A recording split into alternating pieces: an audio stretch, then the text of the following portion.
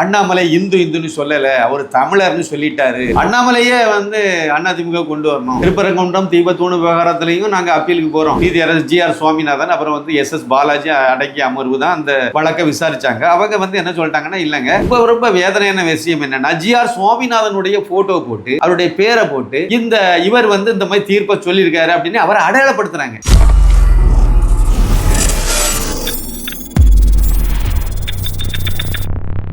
சாமானியன் குரல் தேசியவாதிகளுக்கு எனது பணிவான வணக்கம். ஒரு சில சின்ன தகவல்களை நான் உங்ககிட்ட பகிர்ந்துக்கிட்டால் நல்லா இருக்கும்னு நினைக்கிறேன். முக்கியமாக அமெரிக்காவில் திரு அண்ணாமலை IPS நேற்றுக்கு தமிழ் அமைப்பு சார்பில் நடந்த தமிழர் விழாவில் கலந்துக்கிட்டார். அதில் கலந்துக்கும் போது தமிழர்களுடைய எல்லை தமிழ்நாடு மட்டும் இல்லை, அந்த எல்லை உலக அளவியது, உலகம் முழுக்க நாம் பறந்து விரிந்து நிற்கணும் அப்படின்னு சொல்லி தமிழருங்கிற வார்த்தை, தமிழ்ங்கிற வார்த்தையெல்லாம் கொஞ்சம் அதிகமாக உச்சரிச்சிருக்காரு.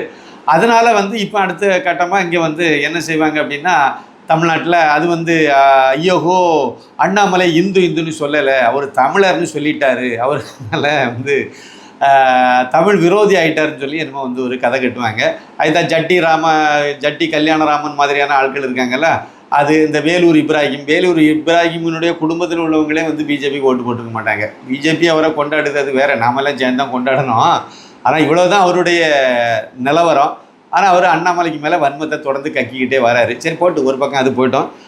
இப்போ என்ன அப்படின்னா, இதை வச்சு ஒரு பெரிய விவாதம் இன்னையிலேருந்து நீங்கள் எதிர்பார்க்கலாம். தமிழக ஊடகங்கள்லையும் எதிர்பார்க்கலாம், சமூக வலைத்தளங்கள்லையும் எதிர்பார்க்கலாம், சோசியல் மீடியாக்கள்லையும் எதிர்பார்க்கலாம், யூடியூப் சேனல்கள்லையும் இந்த விவாதம் இருக்கும். நிறைய பேர் இதை பற்றி பேச பேசுவாங்க. அப்படின்னா என்ன அர்த்தம்னா, இந்த அமைப்பில் இப்போ அமெரிக்காவில் போய் வட அமெரிக்காவில் கலந்துக்கிட்டார் பார்த்தீங்களா திரு அண்ணாமலை IPS, இந்த தமிழ் அமைப்பில் ஏற்கனவே பல தமிழக தலைவர்கள், இன்றைய கூட ஸ்ரீதர் வேம்பு நேற்றைக்கு நடந்த விழாவில் ஸ்ரீதர் வேம்பு அவர்கள் கலந்துருக்காரு. திரு அன்புமணி ராமதாஸ் அவருடைய வாழ்த்து வீடியோலாம் ஒளிபரப்பியிருக்காங்க. இதெல்லாம் நடந்தால் கூட அண்ணாமலை மட்டும் கலந்ததை மட்டும் ஒரு விவாத பொருளாக்கி வராங்க. அப்படின்னா அண்ணாமலையினுடைய உயரம் அந்த அளவுக்கு இருக்குது அப்படிங்கிறத நம்ம இந்த இடத்துல நம்ம புரிஞ்சுக்கிடலாம்.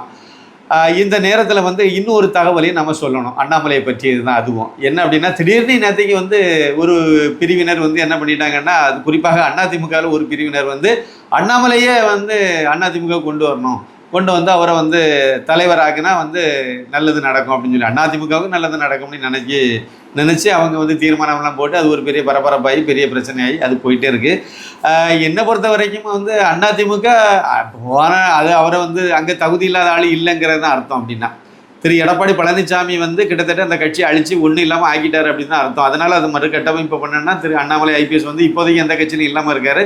அதனால் அந்த அதிமுகவில் சேர்த்து அவரை கொண்டு வந்த அதிமுகவில் சேர்த்து அவர் அதாவது பொதுச் செயலாளர் ஆக்கிட்டா அந்த கட்சி பலப்படும் அப்படின்னு சொல்லி நம்புகிறாங்க. அதில் உள்ள விசுவாசிகள் நம்புகிறாங்க. ஏற்கனவே என்னை பொறுத்த வரைக்கும் அண்ணாமலைக்கு பின்னாடி தான் MGR அவர்களுடைய விசுவாசிகள் எல்லாம் இப்போ நகர்ந்துட்டாங்க, ஏற்கனவே நகர்ந்துட்டாங்க. இனிமேல் ஒரு தனியாக கட்சி ஆரம்பிக்கும் போது எல்லாருமே இந்த பக்கம் வந்துடுவாங்க, அதில் சந்தேகமே கிடையாது. அதே மாதிரி செல்வி ஜெயலலிதா அவர்களுடைய விசுவாசியாக இருந்தவங்க, அந்த அம்மாவை இதயத்தில் தாங்கியவர்கள் எல்லாருமே ஏன்னா அதுக்கு பிறகு தலைவர்கள் இல்லை அதிமுகவில். திமுக பக்கம் எட்டி பார்க்க முடியாது, அவங்களால போக மாட்டாங்க. அதனால தான் இந்த இடைவெளியை பயன்படுத்தி அதிமுகவில் உள்ள சில MLAக்களை தவேக பக்கம் இழுத்துட்டா அப்படியே எல்லாரும் தவேகாவுக்கு தாவிடுவாங்க அப்படின்னு எதிர்பார்க்குறாங்க. அது தொண்டர்கள் லெவலில் அந்த மாதிரி எல்லாம் தாவறதுக்கெல்லாம் விருப்பம் இருக்க மாதிரி தெரியல, வாய்ப்பு இல்லை. அதை திரு MGR அவர்கள், செல்வி ஜெயலலிதா அவர்கள் இவர்களெல்லாம் ஏற்றுக்கொண்டவங்க திடீர்னு அங்கேருந்து பேர் வாங்க வச்சுருவாங்கன்னு சொல்கிறதுக்கு அங்கே இடம் இல்லை. ஒரு சிலர் பதவி ஆசைக்காக இப்போ பாருங்க, ஒரு 6 பேர் போயிருக்காங்க. 6 பேருக்கும் இடைத்தேர்தலில் நிற்க இடம் கிடைக்குமாங்கிறது அதுவே கேள்விக்குறியாக போய் நிற்கிது. அவங்களுக்கு நீங்கள் ஒரு கட்சிக்கு வராங்க, அதுவும் சிட்டிங் MLAலாம் வராங்க. முன்னாள் அமைச்சராக இருந்த விஜயபாஸ்கர், அப்புறம் இன்னொரு பாஸ்கர், 2 விஜயபாஸ்கர் போயிருக்காங்க. இப்படியெல்லாம் இவங்கெல்லாம் போங்க. இவங்கெல்லாம் முன்னாள் அமைச்சர்களாக இருந்தவங்க. இவங்களால கூட ஜோசப் விஜய் நேரில் சந்தித்து கட்சியில் சேர முடியலையே. அந்த லட்சணத்தில் தானே இருக்குது. அப்படின்னா இது எங்கேயோ போகுதில்ல, இதை கொஞ்சம் யோசிக்கணும். அதை அவங்க தான் யோசிக்கணும். சரி, விட்டு தள்ளுங்க. அண்ணாமலைக்கு அந்த அளவு மவுசு இருக்குங்கிறத நம்ம இந்த இடத்துல புரிஞ்சுக்கலாம். அவருக்கு இந்த அளவுக்கு அவருடைய தேவை தமிழகத்துக்கு தேவை, அவருடைய சேவை தமிழகத்துக்கு தேவை அப்படிங்கிற அடிப்படையில் தமிழக அரசியல் களம் இருக்கிறதுங்கிறத நம்ம தெளிவாக புரிஞ்சுக்கிடலாம். வரக்கூடிய நாட்களில் இது சம்மந்தமாகவும் அடுத்த அப்டேட்கள்லாம் நம்ம பேசலாம்.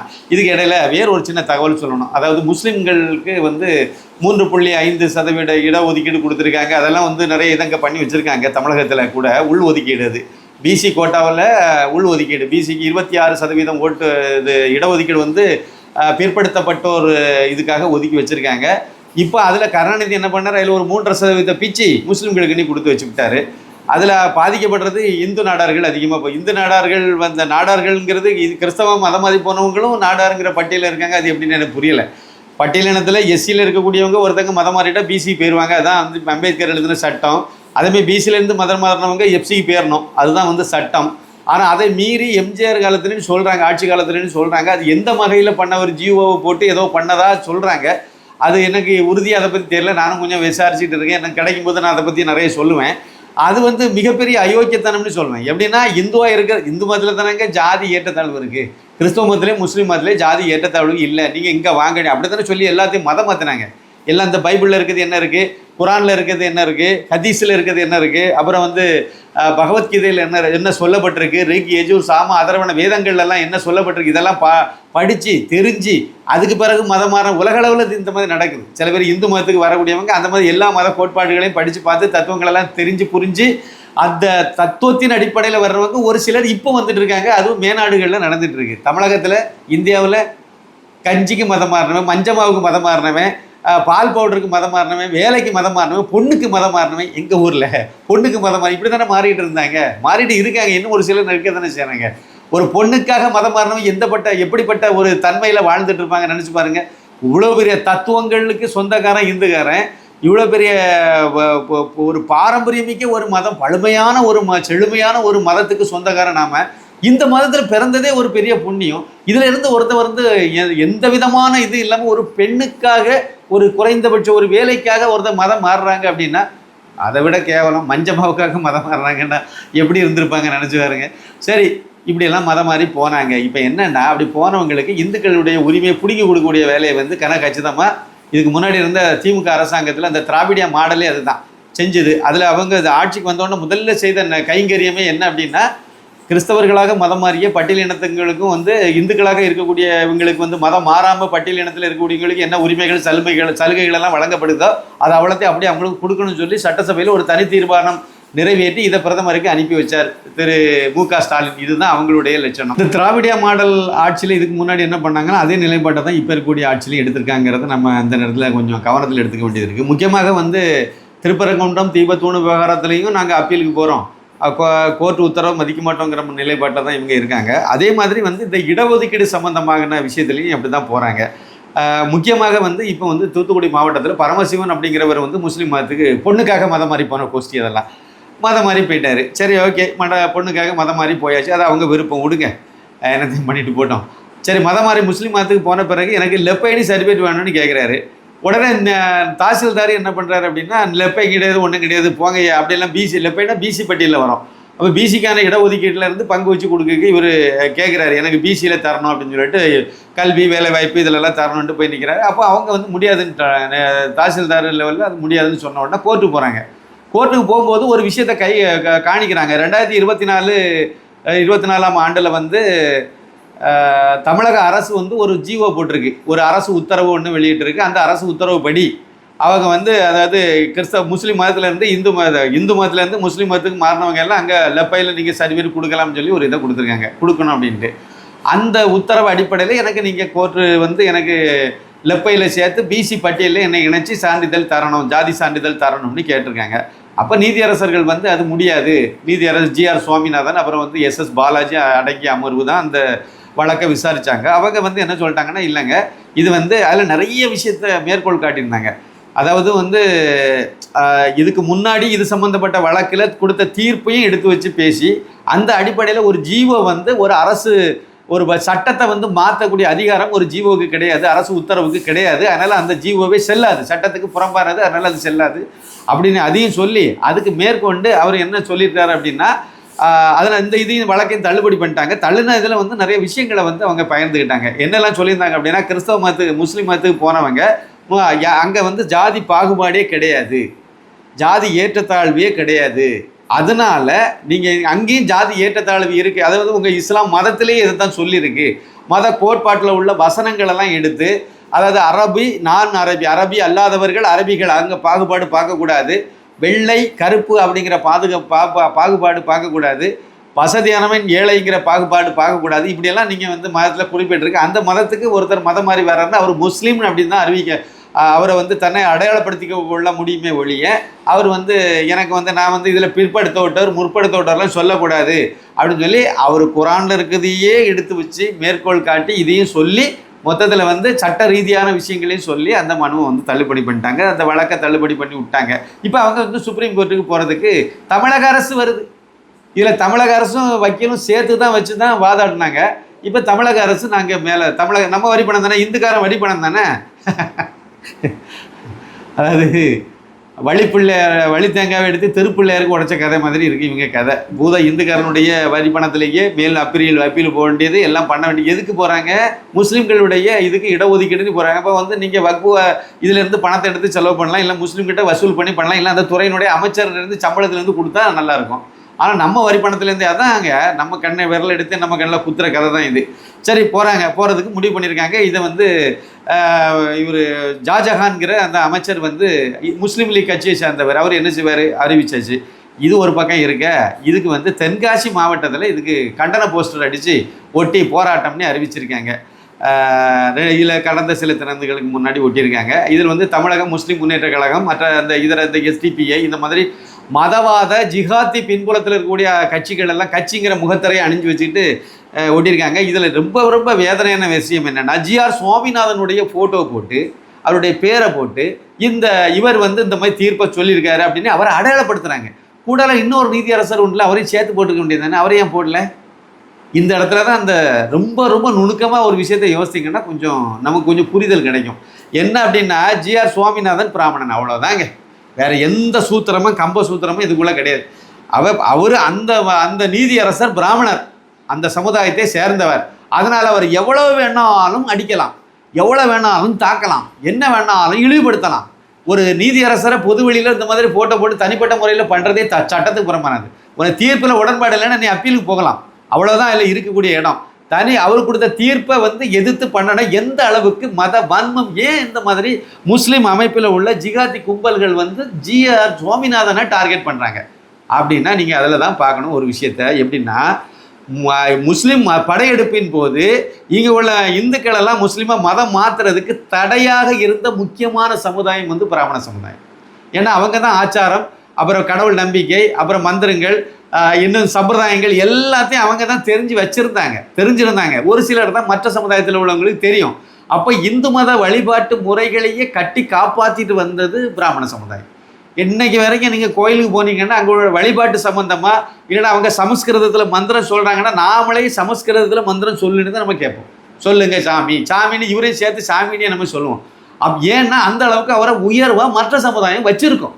நான் வந்து பிராமணன் கிடையாது. அப்போ நான் வந்து அவரை அந்த அளவுக்கு பிராமணர்களை வச்சுருக்கோம். கோவிலில் பூஜாரியாக இருக்கக்கூடியவங்களை வந்து நம்ம அந்த அளவுக்கு மதிக்கிறோம், வச்சுருக்கோம். அவங்க எத்தனையோ இன்னல்களுக்கு பிறகு சம்பளம்ங்கிற விஷயம்லாம் ரொம்ப கம்மியாக தான் இருக்கும். பூசாரிகளுக்கெல்லாம் சம்பளத்தை பாருங்கள் ரொம்ப கம்மியாக தான் இருக்கும். ஆனால் வேதம் படிக்க வைப்பாங்க. அவங்க ஐஏஎஸ் ஐபிஎஸ்ஸாக இருப்பாங்க. அவங்க பிள்ளைகளை வேத பாடசாலையில் சேர்த்து இந்த மாதிரி திருப்பணிகளை பண்ணணும்னு சொல்லி நியமனம் பண்ணுறாங்க, அப்படி உருவாக்குறாங்க. அப்படின்னா அவங்க அந்த சமுதாயம் காலமாக இந்து மதத்தை கட்டி காப்பாற்றிட்டு வந்திருக்கு. அழிவில் விளிம்பில் வரும்போதெல்லாம் அதை தற்காத்து வந்ததில் முக்கியமான பங்களிப்பு மற்ற சமுதாயத்துக்கும் இருக்குது, அவங்களுக்கும் இருக்குது. அதனால் இந்து மதத்தை ரொம்ப ஈஸியாக இந்து மதத்தில் உள்ளவங்கள மாற்ற முடியலை. அதனால் டார்கெட் வந்து பிராமண சமுதாயத்தை வைக்கிறாங்க. இதுக்கு ஒரு சின்ன உதாரணம் நான் உங்களுக்கு சொல்லணும். 1790 இன்றைய கர்நாடக மாநிலத்தில் மேல்கோட்டைங்கிற கிராமம், கிட்டத்தட்ட அந்த மேற்கோட்டை கிராமம் அதை சுற்றி உள்ள பகுதிகளிலேருந்து 800 பிராமண குடும்பத்தை வந்து ஒரே நேரத்தில் திப்பு சுல்தான் வந்து கொலை பண்ணான். இதுதான் இதில் முக்கியமான ஒரு விஷயம். திப்பு சுல்தான் வந்து சுதந்திர போராட்ட வீரர்னு கட்டமைக்க முயற்சி செய்துட்டு இருக்காங்க. ஆனால் உண்மையிலேயே இந்து மத விரோதி, ஒரு கொடுங்கோலன். அவருடைய சமயத்தில் தான் இந்துக்காரங்களை முஸ்லீம் மதத்துக்கு மாறினா சுண்ணத்துக்கு கீழே வெட்டிடுவாங்க. அப்படி முஸ்லீம் மதத்துக்கு மறுத்தாங்கன்னா தலையை வெட்டிடுவாங்க. இந்த ரெண்டையும் பண்ணியிருக்காங்க. நான் இப்போ சொன்ன பார்த்தீங்களா, மேற்கோட்டை இந்த கிராமத்தில் 800க்கும் மேற்பட்ட குடும்பங்களை, மேற்கோட்டை அதை சுற்றி உள்ள பிராமணர்களை வந்து ஒரே நாளையில் தூக்கு போட்டு தொங்க வச்சுட்டாங்க. என்ன காரணம்னா அந்த பிராமணர்லாம் கூட்டிகிட்டு வந்து, ஏன்னா அந்த கிராமம் அதை சுற்றி உள்ள பகுதியில் உள்ள இந்துக்களை மதம் மாறாமல் தடுத்து காத்து வச்சிருந்தது பிராமண சமுதாயம். அதனால அந்த பிராமணர்களுக்கு மேலே வெறி இந்த கும்பலுக்கு, அதை திப்பு சுல்தான்கிற இந்த கேடுகட்ட அந்த காட்டு மிராண்டிக்கு அவ்வளவு வெறி, கோபம், அடங்காத மத வெறியின் உச்சத்தில் இதை பண்ணினான். என்ன பண்ணிட்டேன் அப்படின்னா, ஆண்களெல்லாம் வரிசை நிப்பாட்டி கழுத்தில் வந்து தூக்கு கயிறை மாட்டி விட்டாச்சு. இப்போ அந்த அவங்களுடைய மனைவிமார்களை கூட்டிகிட்டு வரான். வந்து அவங்க முன்னாடி நிறுத்திக்கிட்டு குழந்தையே கூட்டிகிட்டு வரான். அந்த சின்ன சின்ன குழந்தைகள்லாம் மனைவியை கூட்டிகிட்டு வந்து, நீ இதுக்கு ஒத்துக்கலைன்னா உன் மனைவி உன் முன்னாடியே கற்பழிப்பு. என்ன சொல்வாள்? நான் அதுக்கும் ஒத்துக்கலை, எனக்கு தர்மம் தான் முக்கியம், சனாதன தர்மம் தான் எனக்கு முக்கியங்கிறதுல நின்றுட்டாங்க. முஸ்லீமாக மதம் மாற ஒத்துக்கலை. உடனே என்ன பண்ணான்னா, குழந்தைய கூட்டிகிட்டு வந்து குழந்தைக்கு தோலை உரித்து அதில் உப்பு மிளகாயே போட்டிருக்கான். எவ்வளவு கல் நஞ்சம் படைச்சவனாக இருக்கும் பாருங்கள். இதை பண்ணினதுக்கு அதுக்கும் அவங்க ஒத்துக்கலை. அந்த குழந்தையெல்லாம் தலையை வெட்டிட்டாங்க, கொன்னுட்டாங்க. கொன்னுட்டு அதாவது தின்ன சுருக்கு கயிறு இதுக்கே பண்ணதா சொன்னாங்க. சொல்லி அந்த குழந்தைகளையும் கொன்னாச்சு. அதுக்கு அடுத்த கட்டமாக என்ன சொன்னாங்கன்னா, அந்த தர்ம பத்தினிகளெல்லாம் வரிசையாக நிற்க வச்சு இப்போ நான் அவங்கள கற்பழிக்க போகிறேன், என்ன சொல்கிறேன், அதுக்கும் ஒத்துக்கலை. எல்லாத்தையும் நிர்வாணப்படுத்தியாச்சு, இப்போ நீ என்ன சொல்கிற, அதுக்கும் மதம் மாற ஒத்துக்கலை. அவங்க கண் முன்னாலேயே கற்பழிச்சாச்சு, அப்பவும் ஒத்துக்கலை. இப்போ இவங்க அவ்வளோ பேரும் தூக்கில் தொங்க விட்டாச்சு, தூக்கு கொன்னாச்சு. இப்போவும் அந்த மேல்கோட்டை கிராமத்தில் உள்ள அதை சுற்றி உள்ள பிராமண சமுதாயத்தை சேர்ந்தவர்கள் அவங்களுக்கு முதல் தலை தீபாவளி வரும்போது இனிப்பு சாப்பிடுவது இல்லை. அப்படி அங்கே யாராவது தலை தீபாவளி இந்த வருஷம் வருது அப்படின்னா அவங்கள அங்கேருந்து பெங்களூருக்கோ சென்னை மாதிரியான இடங்களுக்கு அனுப்பி வச்சிடுறாங்க. இவங்களும் அந்த சம்பிரதாயத்தை கடைப்பிடிக்கிறதில்ல. அதாவது தலை தீபாவளிக்கான இதை வந்து கொண்டாடுறதே கிடையாது. தீபாவளிக்கு இனிப்பு சாப்பிட்றதில்ல, தலை தீபாவளியும் கொண்டாடுறதில்ல. இப்படி ஒரு இது காலங்காலமாக 1790 ஆரம்பித்தது இன்னைக்கு வரைக்கும் நடைமுறையில் வச்சுட்டு இருக்காங்க. இதே மாதிரி இந்த திப்பு சுல்தான் அப்படியே கேரளாவுக்கு போகும்போது அங்கேயும் இதே மாதிரி தான். கேரளாவிலலாம் ஒரு கணக்கே இல்லை, காட்டுக்குள்ளே போய் பிராமணெல்லாம் ஒளிஞ்சிருந்துருக்கான். பிராமணெல்லாம் பிடிச்சிட்டு வந்து அவனுக்கு வாயில் இந்த அதாவது விஷத்தன்மை எப்படின்னா இதை விட்ட வக்கரம் வேறு எதுவும் இருக்காது. பசுவை போற்றி கும்பிடக்கூடியது பிராமண சமுதாயம். இந்து சமுதாயம் கும்பிடும், பிராமணர்கள் அதிகமாக அதை வந்து முக்கியமாக பிராமணர்கள் கும்பிடுவாங்க. அந்த பசு மாட்டு இறைச்சியை கொண்டு வந்து பிராமண வாயில் திணிச்சு அந்த பெண்களெல்லாம் பிடிச்சிட்டு வந்து அடைச்சி போட்டு அவங்களுக்கெல்லாம் பர்தா கொண்டு வந்து போட வச்சு இப்படியெல்லாம் கொடுமைப்படுத்துன்னா மிகப்பெரிய காட்டுமிராண்டி தான் திப்பு சுல்தான். அவங்க வாரிசில் வந்தவங்க என்ன எதிர்பார்ப்பீங்க நீங்கள்? அந்த பிராமணனை தான் டார்கெட் பண்ண. தமிழகத்துலலாம் ஏராளமான இந்து கோயிலை திப்பு சுல்தானும் ஹைதர் அலி, அவன் அப்போ ஹைதர் அலியும் நிறைய இந்து கோயில்களை உடைச்சிருக்காங்க. ஸ்ரீ முஷ்ணம்லாம் இன்றைக்கி அடையாளமாக நின்றுட்டு இருக்கு கோயிலில், அவள் சிதைச்சது. தமிழகத்தில் ஏராளமான கோயில். அதே மாதிரி தஞ்சை பகுதியிலலாம் 10 ஆண்டுகளுக்கு வந்து ஆண்களை, அதாவது குழந்தையே பிறக்காத அளவுக்கு ஆண்கள் எல்லாம் காலி பண்ணிட்டாங்க. இவ்வளோ பெரிய கொடூர அரக்க மனம் படைச்சவங்க தான் இந்த திப்பு சுல்தான் கும்பல். இந்த கும்பல் இதுக்கு பின்னாடி அவனுடைய வாரிசாக வந்தவங்க இல்லை, அதை இன்னும் கொண்டாடிட்டு வரக்கூடியவங்க. இவருக்கு தான் வந்து உலக அளவில் பெரிய இதெல்லாம் கொண்டாடிட்டு இருக்கு. கர்நாடக காங்கிரஸ் கேவலமான அரசாங்கம் அவரை கொண்டாடிட்டு இருக்கு. அது ஒரு பக்கம் இருக்கட்டும். இப்படிப்பட்ட இந்த இந்து மதத்தை காப்பாற்றுறதுக்காக தியாகம் செய்த இந்த பிராமண சமுதாயம்ங்கிறதுனால அது இன்று வரைக்கும் இருக்கிறதுனால தான் இந்த திராவிடியா மாடல் அரசாங்கம் வந்த உடனே அனைத்து ஜாதியினரும் அர்ச்சகர் ஆகலாம். சாமி கும்பிட நானும் நீங்களே தான் முடிவு பண்ணுறாங்க.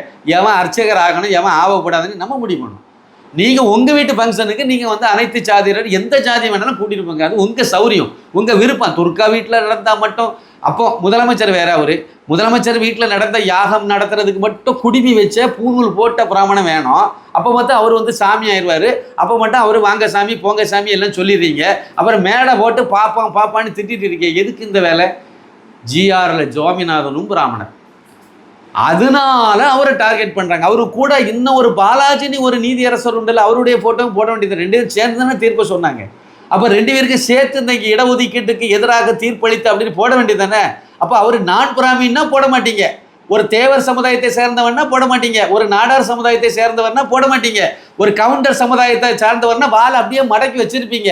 ஆனால் ஒரு பிராமண சமுதாயத்தை சேர்ந்தவன்னா பொது வெளியில் இல்லை, எல்லா வெளியிலும் நாங்கள் அசிங்கப்படுத்துவோம். மாறணும் இது. ஏன்னா அந்த பிராமணனுக்கு இந்துக்காரனும் துணையை நிற்கிறான் பாருங்கள். இன்றைக்கெல்லாம் வந்து இன்றைக்குள்ள லேட்டஸ்ட் கணக்கு, தென்காசி மாவட்டத்திலேயே ஒரு பிராமணனை மதம் மாறினா 15 லட்சம் ரூபா.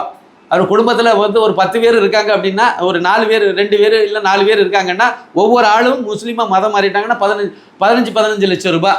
அப்புறம் அவருக்கு தேவையான வேலை வாய்ப்புகள், முஸ்லீம் சமுதாயம் வச்சிருக்கக்கூடிய நிறைய இடங்களில் கல்வி நிறுவனங்கள் அதெல்லாம் வச்சுருக்காங்களா, அவங்க படிப்பு தக்கவாறு வேலை வாய்ப்புகள். மகளுக்கு கல்யாணம் ஆகலே நாங்கள் பார்த்துறோம், மகனுக்கு பொண்ணு கிடைக்கல நாங்கள் பார்த்துறோம், எல்லாம் நாங்கள் பார்த்துறோம், இல்லை அரபு நாட்டு கூட்டிகிட்டு போய் வேலை வாங்கி தந்துடுறோம். இப்படி ஒரு பெரிய விஷயம் வந்து செங்கோட்டையில் நடக்குதுங்க. நீங்கள் வந்து முதலியாரா அவருக்கு 10 லட்சம்னு நினைக்கிறேன், பிராமணனா 15 லட்சம், நாடாரா 10 லட்சம், எஸ்சியா 5 லட்சம். அதில் கூட எஸ்சிக்கு கம்மி தான், அங்கே அப்படி தான் வச்சுருக்காங்க. இதெல்லாம் ஒரு வக்கீல் என்கிட்ட சொன்னார். அதுக்குன்னு சிறப்பு வாய்ந்த ஒரு வக்கீலே இருக்கார். அவருடைய இந்த மதம் மாறி போகிறவங்களுக்கெல்லாம் அப்பட வீட்டிலேருந்து எல்லாம் ரெடி பண்ணுறதுலேருந்து எல்லாமே இன்று வரைக்கும் நடைமுறையில் தான் இருக்குது. அதனால் நடக்கலைலாம் கிடையாது. இதே கேட்டகரி கிறிஸ்தவ மதத்துலேயும் இருக்குது. மதம் மாத்திர வேலையெல்லாம் இன்றைக்கும் பண்ணிகிட்டு இருக்காங்க. இதில் ஜிஎஸ் சுவாமிநாதன் விஷயத்தை வந்து சாதாரணமாக எந்த அரசியல் கட்சியும் கண்டுக்கலை. எனக்கு அது வேதனையான விஷயமா இருக்குது. கண்டிப்பாக இது சாதாரணமான விஷயமா விடுறது வந்து சரி கிடையாது. அதாவது எந்த ஜாதியை சார்ந்தவங்களாம் இருந்துட்டு போட்டு, நீங்கள் ஒரு நீதியரசர்களை வந்து தனியாக அதுவும் 2 நீதியரசர் சேர்ந்து ஒரு தீர்ப்பை சொல்கிறாங்க. அதில் ஒருத்தரை மட்டும் நாங்கள் வந்து டார்கெட் பண்ணி இழிவுபடுத்துவோம், ஒருத்தரை அப்படியே விட்டுருவோம்னா அது என்ன கணக்கு கேட்போம். அப்போ அந்த அளவுக்கு அந்த நீதியரசர் மேலே உங்களுக்கு வன்மம் இருக்குன்னு தான் அர்த்தம். சட்ட ரீதியாக நீங்கள் போக மாட்டீங்க. சட்டத்தை மதிக்கிறதா இருந்தால் முஸ்லீமில் நிறைய பேர் இன்னைக்கு பாருங்கள், அதாவது திமுக அரசாங்கத்துலேயும் அதே வேலையை தான் பார்த்தாங்க. ஃபுல்லாக போட்டிருந்தா நான் வந்து ஹெல்மெட் போட மாட்டேன். ஒரு சில குடும்பஸ்தான் நல்ல இந்த நாட்டை நேசிக்கிறவங்க சட்டத்துக்கு உட்பட்டு ஹெல்மெட் போட்டு போகிறத நம்ம கண் கூட பார்க்குறோம். ஆனால் பெரும்பாலான மதவெறி கும்பல் ஒரு கொல்லாவை போட்டு நான் போவேன். என்ன நீ தடுக்காத, நான் இந்த நாட்டு சட்டத்தை மதிக்க மாட்டேன் ஐயா, நான் இப்படி தான் இருப்பேன், எனக்கு சரியலா தான், நான் அதை மட்டும் தான் மதிப்பேன், உன் சட்டத்தை அதாவது கூந்தலாவது நான் மதிக்க மாட்டேன். இப்படியே நடைமுறைப்படுத்துகிறாங்க. கூம்பு வடிவ ஒலிபெருக்கியை வந்து மசூதிகளில் வைக்கக்கூடாதுங்கிறது சட்டத்தில் கோர்ட்டு உத்தரவு. தமிழ்நாட்டில் எல்லா மசூதியிலும் கூம்பு வடிவ ஒலிபெருக்கி இல்லாத ஒரு மசூதியை காணிங்க. அப்போ இதை நாங்கள் சட்டத்தையும் மதிக்க மாட்டோம். இதை அரசாங்கமும் கண்டுக்க மாட்டோம். அரசாங்கமும் கண்டுக்கலை, இது வரைக்கும் அதிமுக அரசாங்கமே கண்டுக்கலை. இந்த லட்சணத்தில் தமிழ்நாட்டில் இருந்துகிட்டு இருக்கு. இதெல்லாம் மாறணும். இது மாறணும் அப்படின்னா தமிழர்கள் மத்தியில் வந்து இந்துக்கள் மத்தியில் ஒரு பெரிய விழிப்புணர்வு வந்தால் தான் மாறும். அப்போ வந்துடக்கூடாது, இந்து ஓட்டு வங்கி வந்துடக்கூடாது, இந்து ஒற்றுமை ஓங்கிடக்கூடாது. வந்தால் இவங்களுக்கெல்லாம் சிக்கலாகிக்கணும். அப்போ அதுக்காக வேண்டி இதை தடுக்கணுங்கிறது இந்த கும்பல் தெளிவாக இருக்குது. கொஞ்சம் யோசிக்க வேண்டிய இடத்துல நாம் இருக்கோம். கண்டிப்பாக இந்துக்களெல்லாம் இதை கொஞ்சம் புரிஞ்சுக்கிடணும். ஏன்னா இது தொடர்ந்து போகிறது நல்லதில்லை. நம்ம எல்லோருக்கும் சமமான ஒரு இதில் இருக்கணும்னு தான் நம்ம விருப்பப்படுறோம். அதை தாண்டி இவங்க போயிட்டுருக்காங்க. இதை கொஞ்சம் நம்ம விழிப்புணர்வு ஏற்படுத்தாத வரைக்கும் இது சரிப்பட்டு வராது. தூக்கத்தில் இருக்கக்கூடிய இந்துக்கள் எல்லாம் கொஞ்சம் விழிப்புணர்வு பெற வேண்டும் என்பது என்னுடைய பணிவான கோரிக்கை. இந்த நேரத்தில் ஒரு சின்ன வேண்டுகோள். நான் எழுதி திரு அண்ணாமலை IPS அவர்களால் வெளியிடப்பட்ட மோடியின் தமிழகம் புத்தகம், இந்த புத்தகத்தை இதுவரைக்கும் வாங்காதவங்க அவசியம் வாங்கி படிக்கணுங்கிறது என்னுடைய பணிவான கோரிக்கை. இந்த புத்தகத்தை வாங்க ஒன்று செய்ய வேண்டியது ஒன்று தான். தமிழகம் பாண்டிச்சேரியில் உள்ளவங்களுக்கு வந்து 400 ரூபா புத்தகத்தின் கொரியர் செலவோடு சேர்த்து, மற்ற மாநிலங்களுக்கு 450 ரூபா. நான் ஒரு நம்பர் கொடுக்க, அந்த நம்பரில் உங்களுடைய வாட்ஸ்அப்பில் உங்களுடைய அட்ரஸாக முகவரி அனுப்பி தாருங்க. ஜிபே அல்லது ஃபோன்பே மூலமாக இதுக்குரிய பணம், அது தமிழகம் பாண்டிச்சேரியில் 400 ரூபா, மற்ற மாநிலங்களுக்கு ஒரு புத்தகத்துக்கு 450 ரூபாய். எத்தனை புக்குங்கிறதையும் குறிப்பிட்டு அனுப்பிட்டீங்கன்னா நான் புக்கு அனுப்பி தந்துடுறேன். இல்லை இன்னொரு முக்கியமான விஷயம் என்னென்னா, நீங்கள் இதுவரைக்கும் நான் ஒரு 5000த்துக்கு மேற்பட்டவங்க புக்கு வாங்கியிருக்கீங்க. கொஞ்சம் பக்கத்து வீட்டுக்காரங்க கொஞ்சம் சுமாராக வாங்கி படிக்க முடியாதவங்க இருந்தாங்கன்னா அவங்ககிட்ட கொடுத்து படிக்க வச்சுட்டு அந்த புக்கை நீங்கள் திருப்பி வாங்கிடலாம். அந்த மாதிரி ஒரு இதை பண்ணிங்கன்னா இன்னும் நிறைய பேர்ட்ட போய் சேருங்கிறது என்னுடைய பணிவான வேண்டுகோள். நன்றி, வணக்கம்.